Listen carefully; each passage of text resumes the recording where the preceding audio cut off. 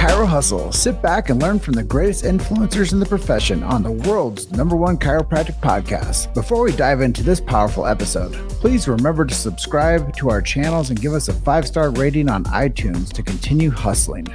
This episode is sponsored by the Transact Card, Align Life, Brain-Based Health Solutions, Chiro HD, Imaging Services, Chiro Health USA, Chiro Moguls, Pure Chiro Notes, Titronics, German College of Chiropractic, New Patients in a Box, Life Chiropractic College West, Pro Hockey Chiros, Pro Baseball Chiros, the IFCO, and 100% Chiropractic. Let's hustle. Hey guys, welcome to episode 548 of the Chiro Hustle podcast. I'm your producer, Luke Millette, and here's your host, James Chester. So today we had the opportunity of interviewing Dr. Kevin Keys, and we talk about patient volume average and how it's really best for the patient, and that chiropractic is best when it's used as a lifestyle and not a procedure. Stay tuned for the full episode. Welcome back. This is another episode of the Chiro Hustle podcast. Today I have Kevin Keys coming on. Really excited, pumped up actually for this episode. Number 548. I always joke around, tell everybody it seems like a lot, and I've done them all. So here I am today with Dr. Kevin Keys. We're going to focus on some really cool things. Giving back, the philanthropy of systems, ideas, and how to give back to the chiropractic profession, I think is going to be a really cool topic we're going to talk about today. And making the main thing the main thing. I know that's pretty cool, but you got to focus on what makes you the chiropractor. And then putting in the work and grinding out the days in between the victories. I think that's going to be something fun to talk about too. But yeah. Before we get into this episode, I let everybody know our big why. Why do we do what we do over here at Chiro Hustle? Well, first things first, it's freedom of speech. We've never censored anybody. We know what it feels like, so we never do that. Plus, we believe in the truth and the value of this message of chiropractic. Second, it's medical freedom and family health freedom. We really believe in those two things. And if you have a confusion on them, they're not the same thing. So if you want to learn more about medical freedom or family health freedom, I actually believe that chiropractic is the last savior in between medical tyranny and medical freedom. So that's a big reason why we do this show. Then we get a bit more philosophical. It's more about subluxation-based chiropractic and how we support that. And if anybody's watching from a college campus or they're young DC and they want to learn more about philosophy of chiropractic, reach out to us, send us an email. I always tell people to pay the fee to us, which is to share the show. So if you like what we're doing, our fee is to just share the show. So take a quick break, hit share this message, hit share the show so more people can learn more about chiropractic and the beautiful profession of chiropractic. The Sacred Trust, if you guys don't know what that is, go and find out what the Sacred Trust is. You're going to learn so much more about chiropractic than you previously did, I guarantee you. That's a big guarantee, all capitals. And then we believe in innate intelligence and universal intelligence. We believe that when man or woman, the physical gets adjusted, it connects them to man or woman, the spiritual. And with that, Dr. Kevin, welcome. Awesome. Thank you so much, Jim, for having me. Pleasure to be here. Yeah, I have a lot of fun with this show. And I think that the world at large needs more information on who they can go to for their medical needs and their health needs. And a big part is people don't know where to go or who to trust. You bet. And they fall into this really weird scope of influence where they're getting information from people that might not be credible. So we've been doing this show for 6 years, interviewed over 1,200 people, and really excited to have you on today. So let's break right into this one and just open up by telling us your story. I know you said you come down from Canada, went to National, but tell us a little bit about your story and how you got to where you are today. Yeah, awesome. So just a real brief background. When I started in high school, looking at what I was going to do with my life, I thought originally I want to help people. So the logical thing would be to be a lawyer. So anyways, my soccer coach at the time was the one that told me I'd be a terrible lawyer and introduced me to his chiropractor. Walked into that office, shadowed, saw some awesome, amazing things. And the day I walked out of that office, I knew I was going to be a chiropractor. It was just infectious. So that put me on the track. Did my undergrad, went down to National, graduated National, and moved to the Woodlands, Texas. And great town, great state. Just love it. Absolutely love it here. I thought you could golf all year round, but then, from moving to the weather outside now where it's like, feels like 120, I don't really want to golf in that right now, but it was a good migration for us down south. And I started my practice in a large medical clinic, actually, which was great because I had lots of referrals from medical doctors. And so I really started my practice. But it left me somewhat unsatisfied because I really wasn't able to practice the way that chiropractic really needs to be delivered. And you see the magic in chiropractic. You're taught certain things in school, and my school was great. I'd love to, my experience was great. They taught a lot of things, but I would just say, you got to put things together when you get out. And as I thought that this was my dream to be, amongst all these medical doctors and to be recognized, some things became abundantly clear. So we talked today about, I don't want to divert into the whole thing about medical freedoms and everything, but man, I lived shoulder to shoulder, saw those things, and our paradigms are just very different.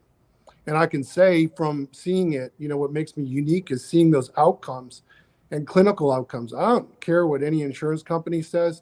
At the end of the day, make the main thing. Is the person who walks through your door, is their life impacted in a positive way? Did you impact that person's life? Are you, and did you hear what they need? Are you giving them their needs and not just the things that they want? And really educating them on why that's a good decision to do that. Yeah, that's a bit of the path that I came through. I in 2010 left that large medical clinic. Been off as Woodlands Family Chiropractic ever since. Loving life, living the chiropractic health and wellness and lifestyle and practicing that, and just I love every aspect of it, and certainly talking about it. Yeah, I go back to what you're saying about it's not about the insurance, it's about the chiropractic. Yeah. And I think that a lot of times when I first started out 14 years ago, people thought it was synonymous. They thought that healthcare was insurance care. And they still do to a degree. They still do. Yeah. Yeah. And they're like, well, it's a relevant topic, and it's one to give the reasons why. So for example, in our office, we're only in network with one insurance company. And we just phrase it into when we discuss this with patients is that they're not working, we are working directly for you. The insurance company doesn't look at how many years of experience I have, the equipment I have, the time that I've invested in training staff. So they're reimbursing me the same as somebody else down the road. And my heart's desire is to deliver the best to the people that come through my door. So I'm going to go to seminars. I'm going to learn more. I'm going to make my place a nice, inviting atmosphere to come into and train my staff and do these things and pay my staff well. Nothing worse than walking into the medical office where the gal's getting paid, pennies, and you knock on the glass and she tells you to sit down, and, you get your card and you photocopy your card. And I mean, it's not a really inviting experience. Chiropractic is best when it's turned into a lifestyle and not a procedure. And we have to make that repeatable for people. We got to get them, when they initially come in, meet them where they are, open their eyes along the way, and take them along to make it a lifestyle for them. I love that. I love that so much that we can turn people's lives into a lifestyle instead of a procedure. Yeah. And I think that a lot of times people think that they're going to get 1 to 2 adjustments and all of a sudden their life's better, or the thing that's been going on for 40 years all of a sudden resolves. And I think it is a good step. I do. Yeah. But I gave a talk yesterday to a group of, I think the class was a 750 class at Sherman College, and they had me talking to them about marketing. Okay. And I was explaining to them that you have to really like be considerate of the chiropractic lifestyle, and it starts from first breath to last breath. Yeah. And a lot of times it happens in utero. And if we can get to that position within chiropractic care, like that's my dream for everybody, is to get their first adjustment from the womb. And they get their last adjustment last day for palliative care. I think that everybody should have chiropractic from cradle to grave, man. And I think that if we can really like instill that into people, that it's best when it's always like a part of your life, and not. You ever notice like how did that ever become like a bad thing? Did you notice that where people are like, oh man, you got to see chiropractor, and so some chiropractors then they're thinking, oh man, well I don't want to be that guy. But why don't you want to be that guy? I mean, you're gonna exercise all your life. You're gonna eat well your whole life. That's what builds health. I mean, why wouldn't you take care of your nervous system your whole life? I mean, you're gonna see an eye doctor as well. There was a stretch there, Dr. Kevin, where I did 600 spinal screenings in 36 months. I was doing 28 spinal screenings a month. Yeah. And I was out there doing this work, and people would be like, well, I've been told if I come see the chiropractor, I'm gonna have to go the rest of my life. I'm like, good. Congratulate that person. That would be a helpful and healthy thing to do. Go back and high five that person. It's not a bad thing. I'm like, so if you go to the dentist once when you're like, when you're first getting your teeth, when you're like 3 years old or whatever, do you think you should go to the dentist for the rest of your life? Like, it sounds pretty like wacky not to. Yeah. So I think that we've created this culture where it's not okay to take care of yourself.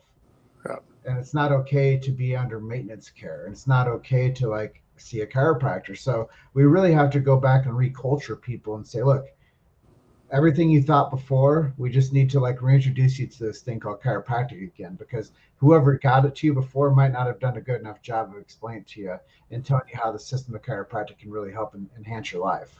Absolutely.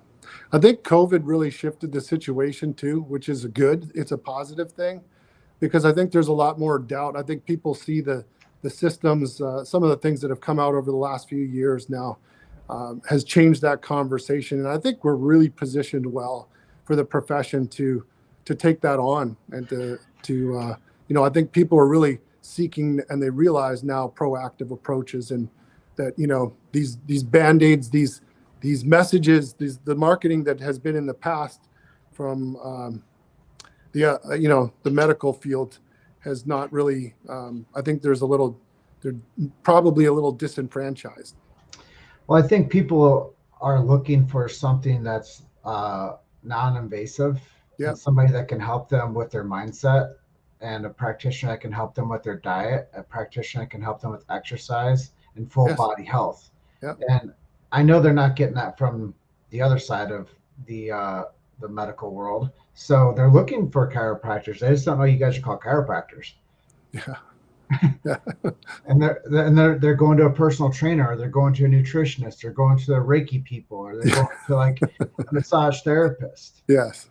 And they're looking for that person, and they're saying, hey, who can we're positioned beautifully for that. And, just taking the authority in that position is our direction here right now, not trying to hold on to insurance reimbursements.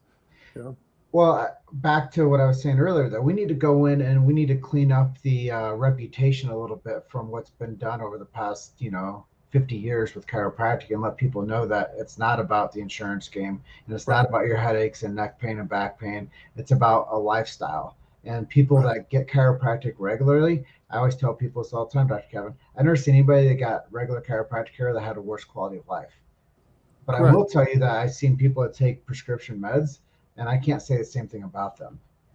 or that had more surgeries. I can't say that, oh gosh, they had another surgery. Boy, their vitalism just went right up, just got so much better. Or that person takes 12 prescriptions. They're so vitalistic. Their life is awesome. I would never say that. I can't say that.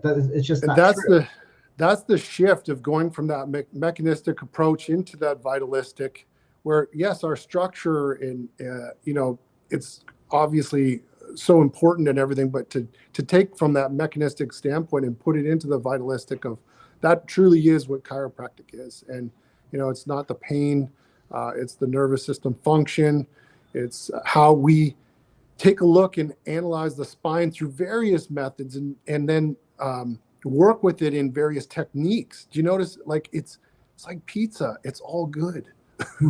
All these different techniques have a place, and I mean, I've been in this since 1998, so that's going on 25 years, and I still love learning new things, and there's so much more to learn out there and to tweak and get better at. So, Yeah, I gave a talk a couple years ago at the Boulder Philosophy Night here in Colorado, and it was called Unity Through Diversity. And I said, if I go see all of you guys for my first visit, there's not one of you guys that are going to do the same intake and same exam and same x-ray style and the same, like, everything across the board. Each person's going to do a little bit different. Right. Because you guys are artists. And that's a part where chiropractic doesn't talk about enough. They talk about the adjustment, but they don't say that this is an art form. And I think that if we got to the public and let people know that chiropractic adjusting is art, they would respect it. They'd have a different level of respect for it rather than just the manipulation. Correct. Nobody wants to get manipulated. Everybody wants to get adjusted. Yes. It's just, I think you're hitting the nail on the head there with just the artistic standpoint, and people will have preferences towards this. It's just like, a painting, some people prefer different things, subject matter over other things. And, that's okay. We have 4 docs in our office. That's awesome. And I'm the owner of the clinic, and I'm not telling them, hey, you have to practice this way. I'm there to support them in how to best take care of what I want is for you to change that patient that's on the table. And again, that's not going to be, you might deliver one awesome, amazing adjustment, but if they never come back and they don't adopt it as a lifestyle and there's some longitudinal care, we're not moving the needle. We're not talking to them and having conversations about medical freedoms. We're not talking about nutrition, exercise, all these other things. They don't look at us as the expert. We win them over. We win them over with our trust by delivering what we say we're going to do. Amen. Earlier talking about working in a big medical facility with a bunch of MDs and your PVA was really low and you're maybe seeing people for like 2 to 4 adjustments, and then all of a sudden they get yanked back to the other side of the medical profession. So let's talk a little bit about like marketing and how that happened in your career, and then how you moved to a better quality PVA for not just you as a practice to make a healthy practice, but for you as a practitioner to make sure you're delivering the goods to the people that are on your table. Awesome. Yeah. So number one, let's reiterate that right there, is that PVA is really for the patient. We can't, it's not about us, it's about them, and taking the best care for them. So when I was in that practice, we were involved with what they call people know what an HMO is, but they also had what they call an IPA, which is an independent physician association.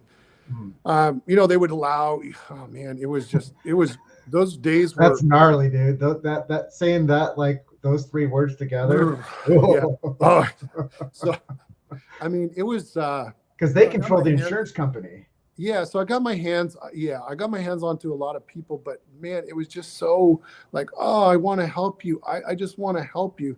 And that person, of course I could get somebody relief in 2, 3, 4, 6 adjustments. We could, but you don't make any physiological change. There's nothing lasting. There's no culture shift. No. And, so that was, so I think it was new patients, that was primarily early on in my career. It was through referral, and I was fortunate enough to have that. So I feel blessed. I don't want, that was a great time in my life, and I learned a lot from it. and I learned also being around those doctors about being the authority in the space that you're in. And I had to learn and get scrappy enough to be able to tell that patient and look that patient in the eye that their care was and their needs were best served here. And I had their best interest in mind, and I was going to take care of them. And they might have to come out of pocket for that, but if you pay me, I am going to work for you. Yeah. And that we're going to stay in exchange. I'm not going to provide free care here and there. So to the new patient thing, that carries over where I don't dangle things that I don't plan on delivering all the time. And I'm not dangling free care out there to lure people in to see me. What I did was I grounded out. I would grind and serve those people and get them the outcomes and get them the results that made it an experience that they wanted to talk to others about. And that's the number one thing with new patients is, look, I do some social media marketing, and that's great.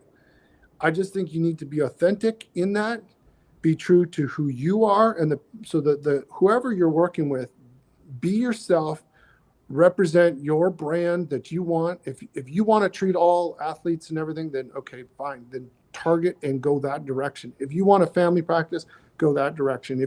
So you have to know your niches and the things that you're looking at.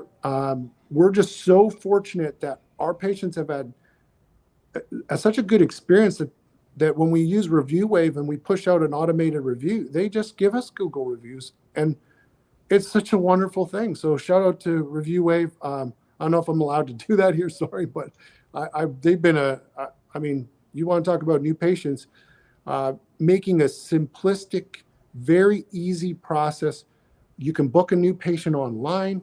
So whatever things you do, you just drive them to book their appointment online, make it easy, remove the barriers, a reasonable cost for your first visit. And if you want to adjust on your first visit, fine, do what you feel is the best. But, please give the patient, examine them first. We had a patient come in the other day, did x-rays on him. One of my docs brings the x-rays, we look at it, and C5-6, the disc is like pretty much gone. And we were looking at it, we were, wow, something's up here. And it was like, is this a congenital thing or not? Send it over to the radiologist. Radiologist says it's an infection of the disc. They go over to the ER. They had MRI. They had an infection in their disc. This is crazy. 2 months that person walked around like that. And if we would have teed up on that and just, adjusted away, God knows what would have happened to that woman. So, do a great, thorough, complete exam, take that, find out what their interests are. And it doesn't need to take super long, but then, get them, give them recommendations of really what's going to serve them best. You made it to Chiro Hustle. Sit back and learn from the greatest influencers in the profession on the world's #1 chiropractic podcast. This episode is sponsored by the Transact Card, Align Life, Brain-Based Health Solutions, Chiro HD, Imaging Services, Chiro Health USA, Chiro Moguls, Pure Chiro Notes, Titronics, German College of Chiropractic, New Patients in a Box, Life Chiropractic College West, Pro Hockey Chiros, Pro Baseball Chiros, the IFCO, and 100% Chiropractic. Let's hustle. Yeah, you said a lot there about when it comes to the relationship and earning business the old-fashioned way by rendering a good service and taking care of people. And it reminds me of treat them like your family, adjust them like your mother.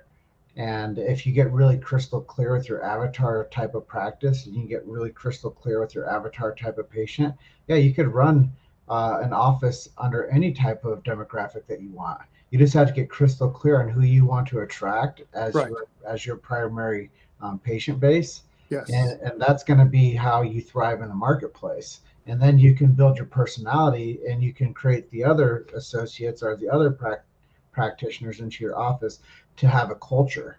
And I think that's the hardest part for a young doc to understand, that what they create today will be the culture that they live in the next 5 years. And right. So you got to dream and plan ahead and look at that and see what you want that to look like, and build that dream practice in your, what does it look like that day walking through there? And so go and see as many practices as you can and take that in. And, but I'd have to say, I want to add this in here, is that it's to realize, like, I'm living a dream practice. I have a dream practice. And I'm in practice now 25 years. That it took a long time to build, and you had to grind it out. You got to go through, just because you put some ads out there, people aren't just going to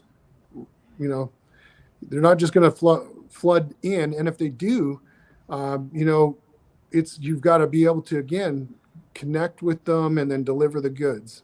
What was John DeMartini? Did he have a practice in Houston? Not while I was here. Not that okay. I know. Well, he would always tell me, he's a friend of mine, but he would always say, like, overnight success happens in 25 years.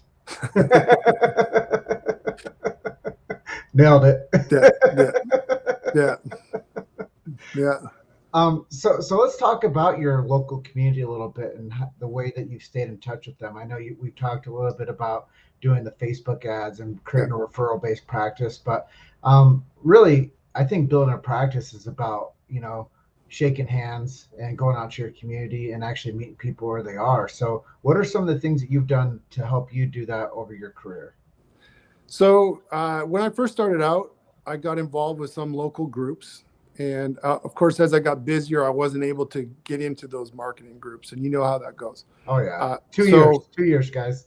Give yourself good 2 years to join the chamber and the area. The absolutely. I mean, everybody coming out, really, you need to do it. I did it. I spent those 2 years. Wake up earlier, right? Yeah. Like 2 days a week, get up like earlier and go to these events and go. Yeah, you got to do the breakfast, the lunches, whatever they are, shake the hands, and tell and just tell people what you're passionate about, what you see, how that's infectious. And people I don't know too many people that I tell about chiropractic or the chiropractic story and that they're not interested, So you got to press the flash. You got to get your face out there. Speaking in front of groups, just get over yourself. It's not about you. I've just learned that, it's like you have something to give to people and go out there to give. It's not about you standing up there. It's really about a message to be able to help people, and they can see that. They see the genuineness of that. So speaking, of course, social media and, showing who you are, again, your authenticity, get involved in the things that you like. So, for example, I enjoyed doing some triathlon work, and I got involved with those people. So the swimming and the biking crowd, and, running is just painful. So, we, the running crowd, that's a whole other story. But my kids, at their school, we got heavily involved in their school, got involved in their sports and their families. So again, and they got to know us and know that, hey, we're the real deal. We really care about these people. And if you're going to get helped out, this is the guy to go to. And so those are the things that, again, it's not a super quick response, but I mean, over time, it's a proven recipe. Well, I think there's an old saying that 9/10 of it's showing up. Yeah. And I think that building yourself into becoming a pillar of your local community is something honorable. And I think that every chiropractor should go out there and strive for that. They should strive to become somebody that's really referable from the leaders of the community.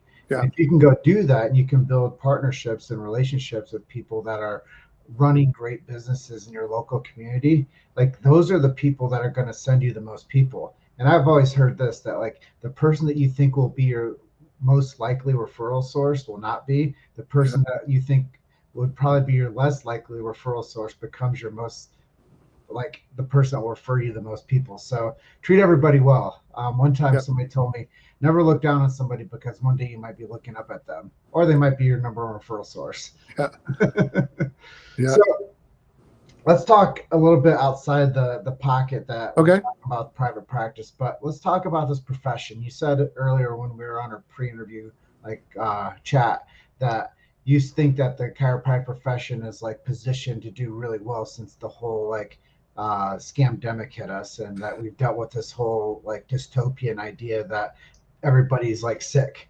So let's talk a little bit about where do you see chiropractic position itself in the next 10 to 20 years? Well, let's just say that in the last few years, we've seen more neurological injury, and technology is really impacting our structure and our function as well. I mean, we are the healthcare provider that really can help these people through chiropractic, through adjusting, through the lifestyle of, good nutrition, exercise, habits, teaching good habits, teaching the benefits of sleep and, supplementation and these other things in addition. I believe that all of those things are pertinent to chiropractic and to helping our patient. Because ultimately what I see chiropractic is that the nervous system, and we live our lives through our nervous system. And so when I'm making an adjustment, is to bring people from their high sympathetic state, their fight flight, and bring them into this place where they're connected, right, to the intelligence of their body that knows the best version of them and how to affect their expression of their genetic material. So, that being said, I think we're positioned very well.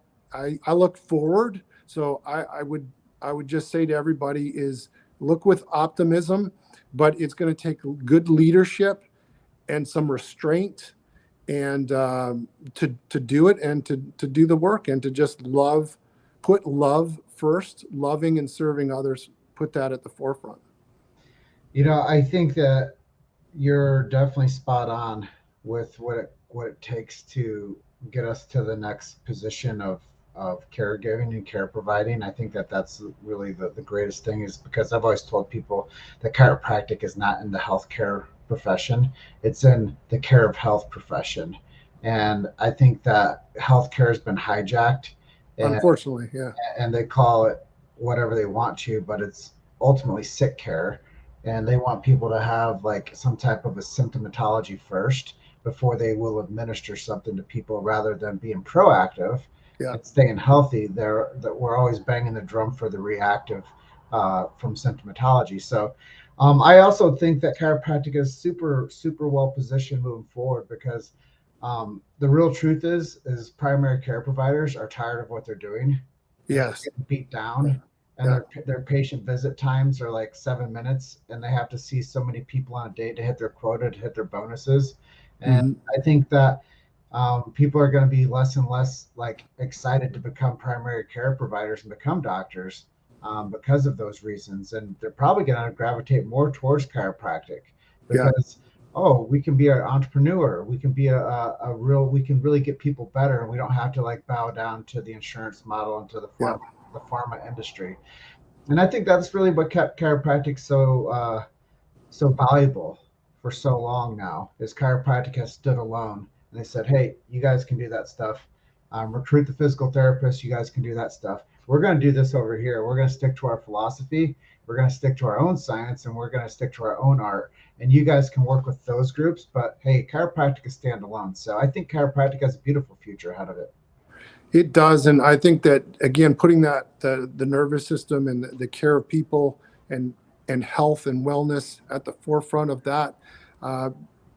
Otherwise, we are in this competition with physical therapy. And I mean, I've never, when I was going back to my story back in the early days, they wanted to put me in the physical therapy department. And man, I dug my heels in, and I was like, I'm not. We're different. This is just unique. We can't do that. Mm-hmm. And I think when you meld them in, you lose that. We need our uniqueness as for chiropractic. I have so many patients that have been through all the other modes of care, and then I'm okay with being their last resort. Those are the best patients, man. They're so grateful. We welcome them in with open arms and just, love to help those people. And then their whole narrative to you is, why didn't anybody tell me about chiropractic sooner? Yeah. And my question is, would you have listened? so I'm really curious. I have two more questions I want Yeah. to ask you, but who are some of your mentors? Who are some of the people that inspired you to become the man that you are, whether in practice or for your family? All right. Well, I guess as specific, we'll start with chiropractic here first.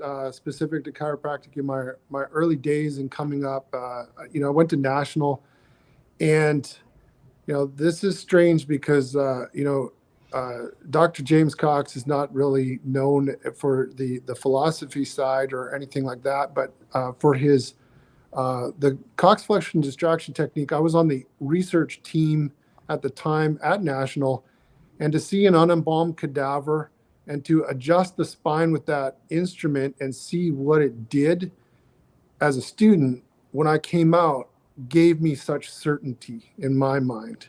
At that time we were taught the vertebral subluxation complex, these things, and I could see, mechanistically what was going on and prove that and have that certainty. And it wasn't until I got into practice for a few years that I really developed that vitalistic certainty that, man, I know that the body is created to get well. I just need to do this. And you also need to know when that is appropriate to say, hey, this person's in a lot of, severe pain. We might need to, put the fire out before we get on to renovating them, So that was one of the as I went along, Mark Santa, I joined his group for a while, and then I got very fortunate to transition into Dane Donahue with 8 Weeks to Wellness. That was an awesome time and a lot of growth in practice with him, and introduced to really he's my brother that brought me in and introduced me to a lot of great people within the profession. And, Paul Reed, Alex Vidan, Mike Southwick, just great mentors to me, brothers, mentors. And then Chuck Gibson, he's one of my heroes. Definitely, again, for being at his age to be so spry and to be nimble and mentally just sharp. He's doing podcasts even now at this stage. And so he just has passion. His work isn't done. He's not just sitting on his laurels in retirement. Those are some of my chiropractic and professional mentors. I'd have to say, obviously, family wise, I was super fortunate to have a great father, great parents. I would say even both my parents. They were just great human beings. Just showed a lot of love in our home. Always had a high level of expectation, but made you do the right thing even when you didn't feel like doing the right thing. They taught me accountability. Super grateful for my parents. And then that's so I appreciate you sharing so openly. I think that there's a lot of takeaways there for people. If you guys are curious to learn more about any of his colleagues or mentors, listen to this episode a couple times through, just write those names down, reach out to Alex, reach out to Dane, reach out to Mike. I mean, there's some really good names. There's Paul Reed's a great guy. Yeah. Chuck Gibson, he is actually the first guy, I believe, to ever start practice management for chiropractors. So yeah. Really cool. And actually Chuck's been on our show too. So go look at his episode and find out more about Chuck Gibson. What a legend. Yeah.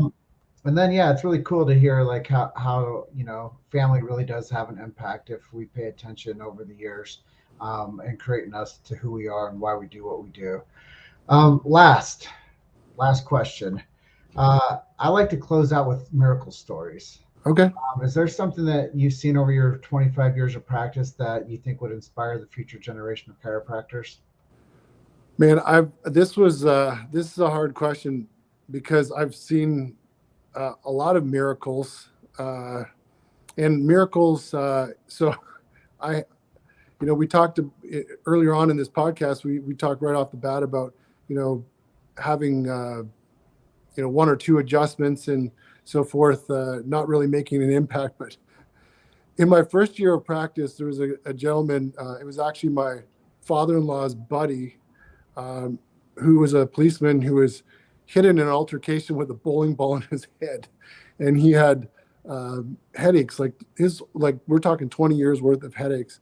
And one adjustment, and still to this day, when I see that guy, he'll tell me, just cured him. One adjustment, the one hit wonder. So I had to throw that in there because that's funny. But I think the true miracles that I see are having to do with life. And I just don't know why this just fascinates me. And it really, I get super stoked about this. And it's happened so many times in my practice where during my consult, and I talk about it, and there's a woman of child rearing age, and she doesn't even share with me that she was having troubles with fertility. And, through her care, she's been able to get pregnant. And so I've seen that. I've had people share it. I've had patients come in, and when they're under regular chiropractic care, we take them from that fight, flight, high sympathetic, bring them into the parasympathetic where their fertility starts to regulate over a few months. And these people are able to conceive life and not only conceive it, but bring that through a healthy delivery. And, the next thing would probably be those babies when you see, because they can't talk to you. It is what it is. And man, you want to develop some certainty, start adjusting some babies, assess, correct, detect, correct, find it, fix it, leave it alone. And then see what the parents say. And, those to me, I just love it because those are miracles. Yeah. I think that there's so much love that goes into the giving care to people and running a practice. I asked the question today, what would be some advice that you would give to people that were starting out and they're building a practice the first year? And I told, one of my trusted colleagues that, look, man, if you don't love what you do, then you got yourself a job that you don't want, then don't do chiropractic. You have to want to take care of people. You have to want to be a servant to your community. You have to want to be good and apply your skills to adjust people. And whether that's the baby or the guy got hit with the bowling ball, like everybody's looking for somebody, they just don't know it's you yet. So with that being said, you're episode 548 of the Chiro Hustle podcast. If people wanted to connect with you or reach out to you, where can we send them to? Yeah, send them over to my Facebook page, my personal page. They can always Facebook message me there. I've got my email, DRKEYES, Dr. Keys at WFCwellness.com. That's for Woodlands Family Chiropractic. So WFCwellness.com. Happy to, help anytime. Awesome. Is there anything I didn't ask you that you're hoping to share with our audience today? I guess, I just really appreciate the opportunity to share. I've loved the profession. I think that if you're new to it, I don't know many people, when you get around a good group of chiropractors that are happier, more full of life people. I have friends that are jealous of what we do. Like they're saying, man, like you love like, I don't love my job. They're like, I go in, what I do, you know what I mean? So I love my job, and I just really hope that the younger crowd that's watching this, that they'll have as much joy as it's brought me in my life. Well, that might be our introduction. Fall in love with chiropractic. Fall in love with it. Well, Dr. Kevin, Thanks, thank you for being on with us today. It was a real pleasure to have you on to episode 548. I'm going to close up by telling everyone you're just one story away. Keep hustling. I'll see you guys on the next episode. Thanks so much, Dr. Kevin. All right, man. All right, bye for now. See ya. Thanks for listening to Chiro Hustle. Don't forget to subscribe and check back next week to continue hustling.